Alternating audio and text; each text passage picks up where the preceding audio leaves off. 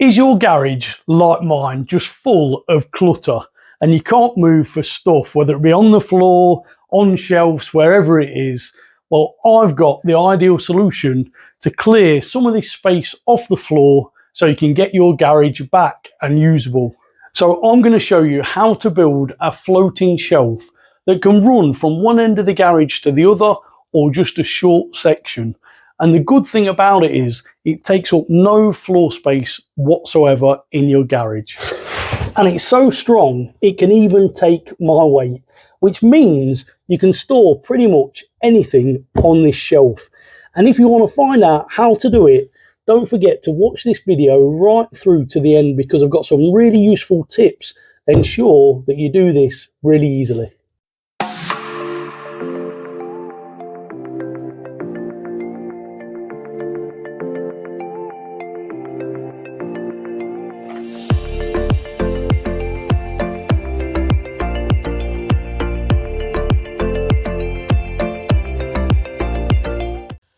To build this floating shelf, we're going to screw this piece of timber to the wall and then put some hangers down from these joists and then attach another piece of CLS timber across the front and then bridge this with some plywood.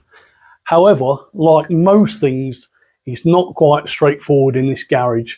If we had a nice flat wall with nothing on it, it'd be a real straightforward process. But I've got some brick piers to get round, some cables, some conduit, some uni-strut, so it won't be quite as straightforward as I want it to be. The height of my shelf is really governed by two things. Firstly, I want to build this new shelf off this existing shelf, but also I want to be able to put these boxes onto the shelf itself. So with those two things in mind, we've got two options to find a level from one end of the garage to the other. Now, this garage roof is not level. It's a flat roof, but it's slightly sloping. So we can't really count on the roof being level. So we could get spirit levels and we could run them along the wall. However, with things like this in the way and the brick piers that we've got, it makes it really awkward. And from one end of the garage to the other, we could end up 5mm, 10mm, 20mm out, which really is no good. Now, I've got one of these laser levels, so I'm going to be using this. Now, the advantage of this is that it's really accurate and it will give us lines around these piers, which will make fixing the timber really easy. So before we can put the timber onto the wall itself, we've got these obstructions in the way. So there's a few options with getting around these, depending on how far these stick out the wall, depends on what you can do with your timber. If they stick out quite far, you've got no option but to start and stop your timber. However, this is less than the timber thickness.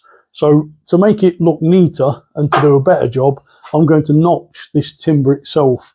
So to do that, what you're going to need is an adjustable set square.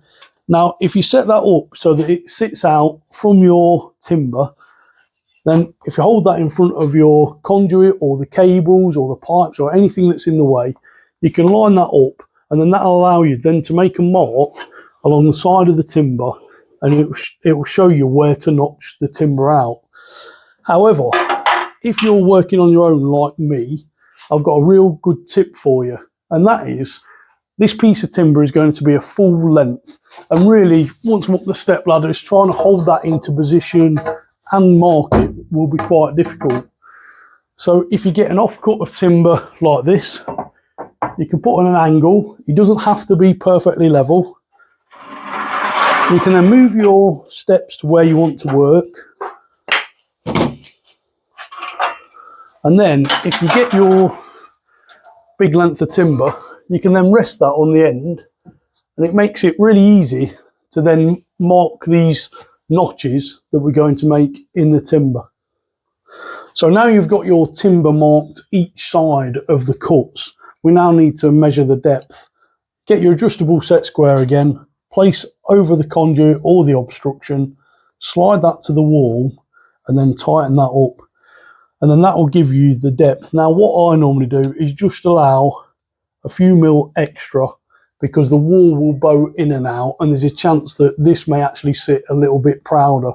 You can adjust it again, but I find it easier just to give yourself a few mil clearance, as that will make this job far easier. Now you've got the depth, you can transfer that onto the timber, make a mark across, and then you know that you've got to remove these sections of timber. Now there's two ways to do that. We can either use a miter saw or a traditional hand saw and chisel. So the traditional method to notch this timber out is to get yourself a handsaw and cut down each of these lines and carefully cut down to this depth. Now if you cut both sides in a nice straight line, you can then get a hammer and a chisel, a sharp chisel should I add, and take out that middle section.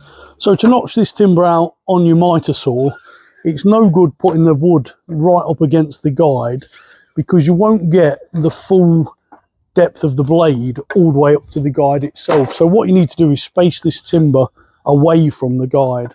Now I've just got some offcuts. You put one each side like that, and then if you line your timber up, so it's the same principles as cutting timber. We're going to cut on the inside of this line and the inside of this line, with the aim of the bottom of the blade to run across this.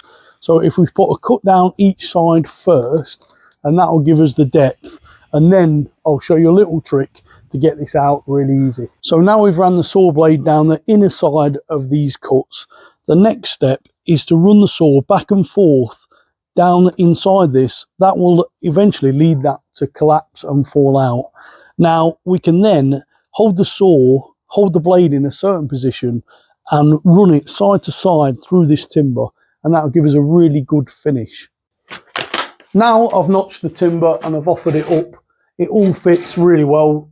So the next thing is to fix this to the wall.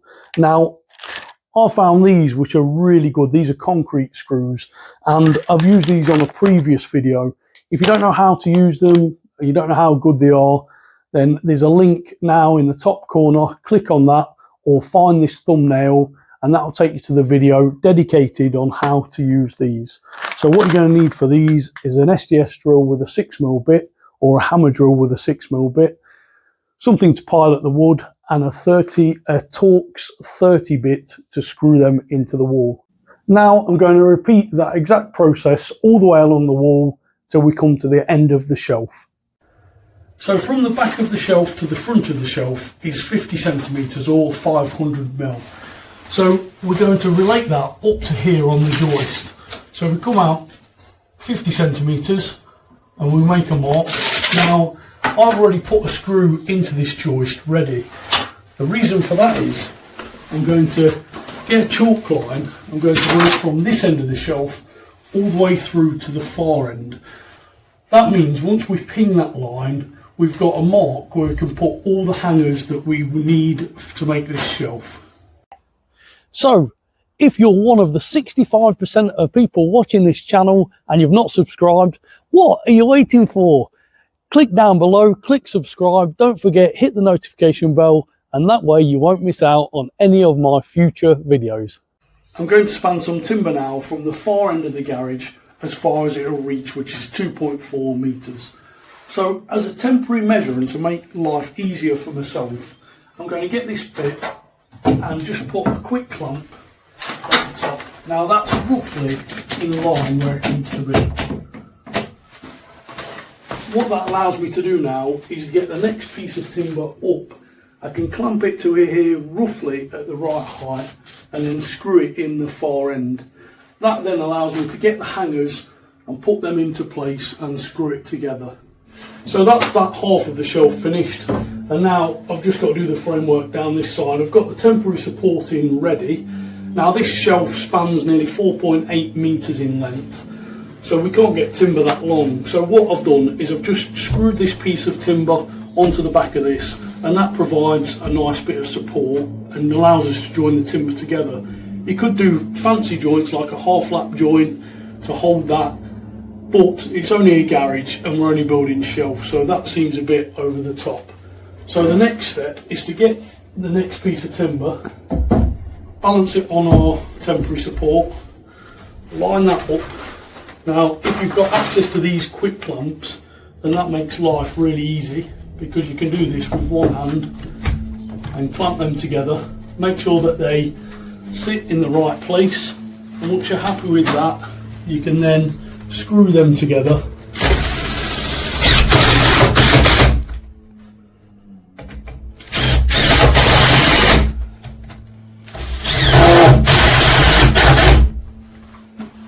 And then we can take that clamp off, and that's nice and strong and gives us a half decent joint. So that's the framework all finished. I've added in these extra little supports, and they cantilever off the wall, off this timber onto this timber, and that provides a bit of strength and also stops the shelves from moving in and out until we put on the actual top piece of wood. Now on to the final stage, and that is to put the top of the shelf into position. Now this is 12mm ply. I've chose 12mm ply because that's what I've got left over from a job. You can either use 12mm or 18mm, depending on how strong you want the shelf to be. I wouldn't advise using chipboard or MDF because if it gets damp, then over time that's going to disintegrate. So once you've selected your ply, then the next stage is to fit it. Now this is 2.4 meters long, that spans all the way from the end of this shelf all the way along to about here. Now we can't just put this into place because we've got these hangers in the wrong place and they're going to stop us putting it in. So as a temporary measure, I'm going to take out that hanger, then put this top bit of shelf into position, and then we can screw that back into place, and then we can do the same on the other half.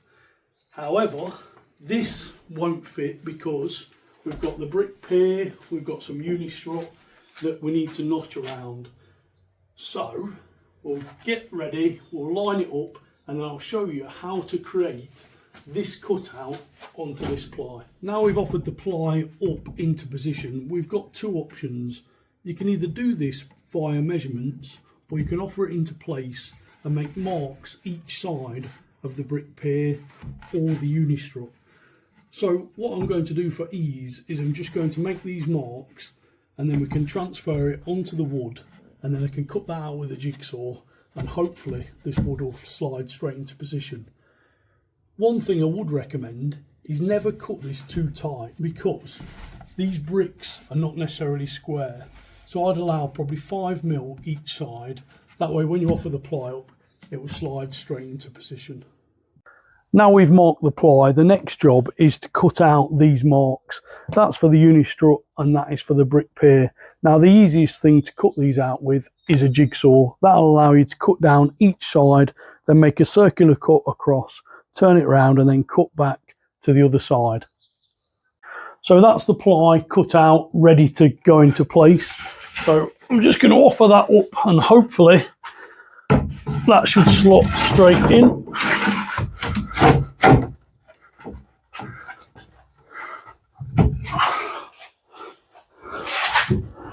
And now to secure that into place, I've got some 40mm screws that we're just going to put through the ply, just in a few locations, just to hold everything solid. So that's that half of the shelf complete. We've got the top on, I've put the support back in. Now in this half, I'm going to take this support out, take the other support out, and do exactly the same as what we've done there. A little bit more complicated because we've got a few more things to go round. So that's the shelf all finished. Now all I've got to do is sort out all of my stuff so I can get it up on the shelf and keep the rest of the garage clear. Now, as I'm sure you've seen before, the shelves are really strong. They'll definitely take my weight, so I'll easily take anything that I put up there. So I hope you like the video. Don't forget, give this video a thumbs up, leave me a comment, and don't forget to subscribe for more great DIY videos.